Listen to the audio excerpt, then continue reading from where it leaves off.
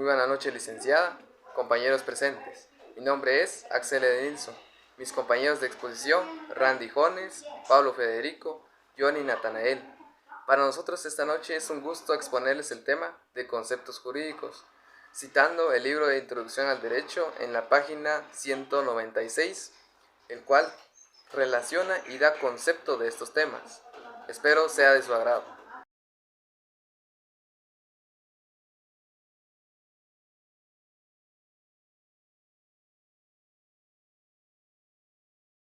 El supuesto jurídico. Una pequeña definición de qué es el supuesto jurídico, pues podemos resaltar que es la hipótesis normativa de cuya realización se derivan de las consecuencias jurídicas. Y entre esto también podemos clasificar el supuesto jurídico, pues los supuestos jurídicos pueden ser simples y complejos.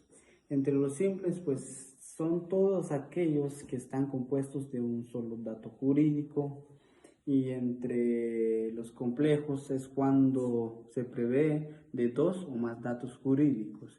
Y estos a su vez, pues los supuestos complejos pueden ser dependientes e independientes.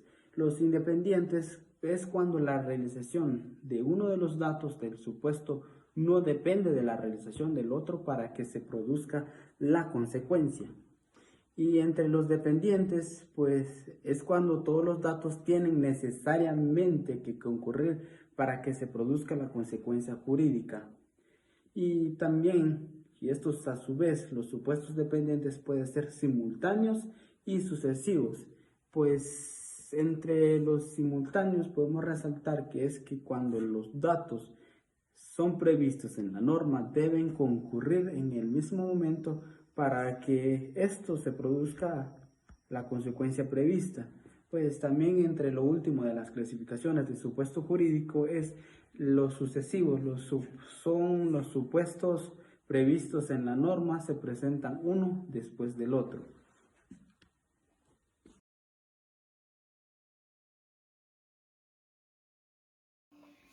Muy buenas tardes, mi nombre es Pablo Federico y yo les voy a hablar sobre las consecuencias de derecho. Las consecuencias de derecho es un término legal que se refiere a las situaciones jurídicas que se activan cuando se cumplen ciertos requisitos establecidos por una norma. Estas consecuencias pueden crear, modificar e incluso extinguir los derechos y obligaciones de los individuos que se encuentran dentro de esta situación. Como bien ya sabemos, las consecuencias son necesarias para el uso efectivo de las leyes. Sin una consecuencia no habría razón de por qué yo o los demás deberíamos acatar cierta norma, sabiendo que no requeriría alguna consecuencia sobre nosotros, no seríamos penados por eso. Como bien ya dijimos, para que se dé esta consecuencia de derecho se deben cumplir ciertos requisitos establecidos por una norma.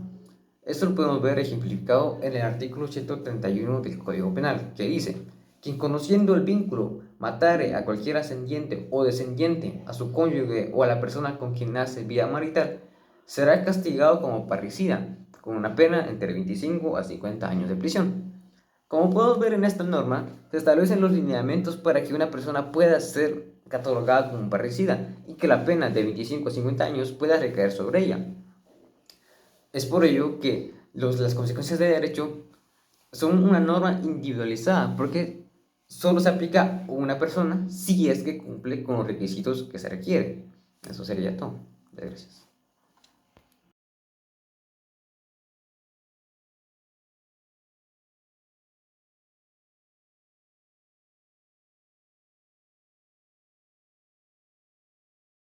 Relación jurídica. ¿Qué es la relación jurídica? ¿Cómo la relación jurídica hace un vínculo con las relaciones humanas? Pues bien, recordemos que el derecho busca valorizar la vida del ser humano, la vida individual y colectiva. Por ello, citando también el libro de Introducción al Derecho en la página 205, Olazo nos indica que las relaciones jurídicas son la relación de dos sujetos de derecho, la cual establecen y determinan dos diferentes capacidades de poder y de deberes. Por ello, también establece diferentes elementos, los cuales son: el elemento personal es todo ser que tiene capacidad para ejercer sus obligaciones. Elemento subjetivo Básicamente es el poder y la obligación entre el sujeto activo y pasivo. Elemento condicionante, su mismo nombre, al otro sujeto en capacidad de derecho. El elemento objetivo es todo aquel elemento que da su valor de determinado objeto en según su derecho coactivo. Es aquel que tiene la capacidad y el elemento de garantizar todo lo que es un cumplimiento de prestación. Lo formal es todo aquello que establece un regulamiento social, personal, individual, colectivo. En pocas palabras, es la norma jurídica, la norma suprema que busca la relación y establecer una sana convivencia en la sociedad, en el Estado.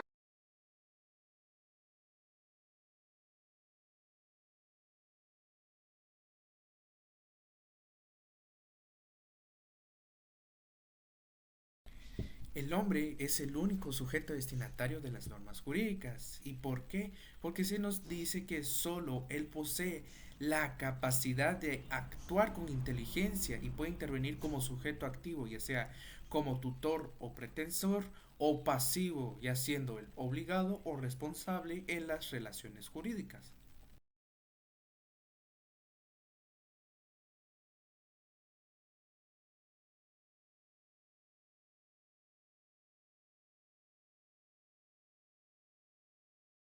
La persona individual es el ente capaz de adquirir facultades y contraer deberes, que básicamente son derechos y obligaciones.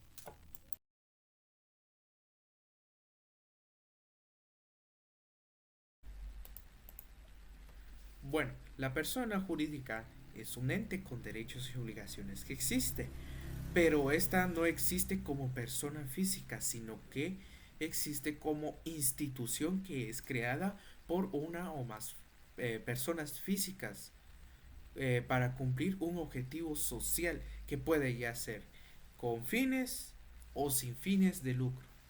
Y el artículo 15 del Código Civil reconoce dos tipos de personas jurídicas.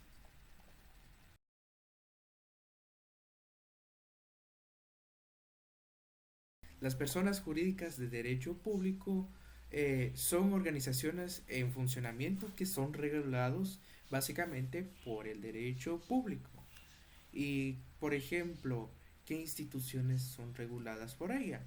Entre ellas se encuentran el Estado, municipalidades, iglesias de todos los cultos, la USAC, que es la Universidad de San Carlos de Guatemala, y también otras creadas o reconocidas por la ley como, por ejemplo, las cooperativas, entidades descentralizadas y etcétera.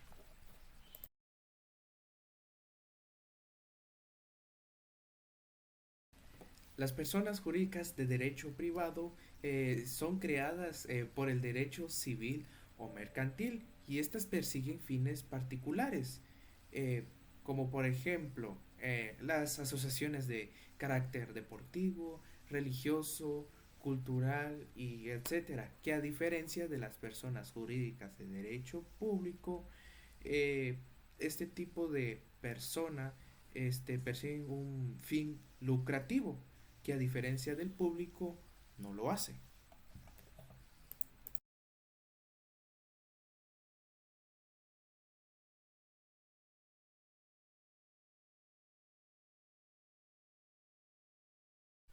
Bueno, el nombre es el conjunto de palabras que se utiliza para designar tanto al ser humano como a la persona jurídica.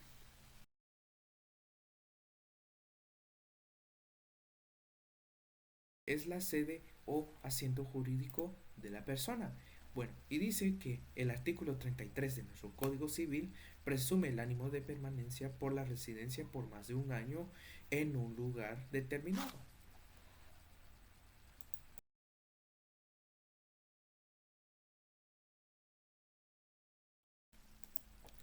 Se refiere a la situación jurídica del individuo. Por lo tanto, es un atributo exclusivo de las personas individuales o físicas.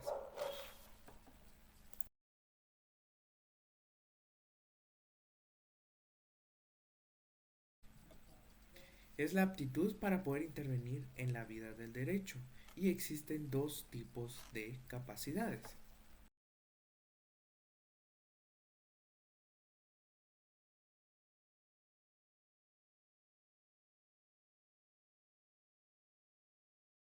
Es la aptitud para intervenir en las relaciones jurídicas, ya sea como sujeto activo o pasivo.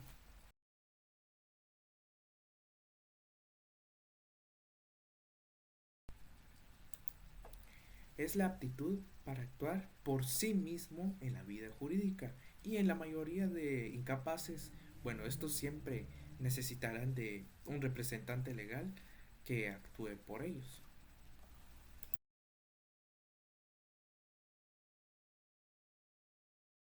Es una prestación que puede consistir en dar, transferir, constituir un derecho real, es decir, enajenar, hacer, entregar o hacer una obra, o de no hacer, como el comerciante que se obliga a no competir dentro de un determinado sector.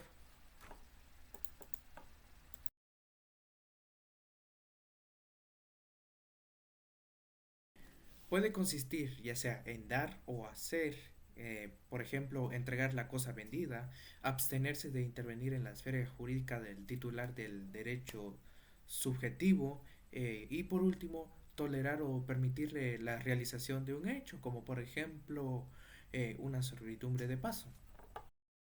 Y bien, con esto finalizamos nuestra breve exposición acerca de los conceptos jurídicos y sus distintas ramas, y cómo lo es el vínculo jurídico, el tipo de persona, individual o los tipos de sujeto, activo y pasivo. Espero haya sido de su agrado y muchas gracias. Feliz noche a cada uno de ustedes.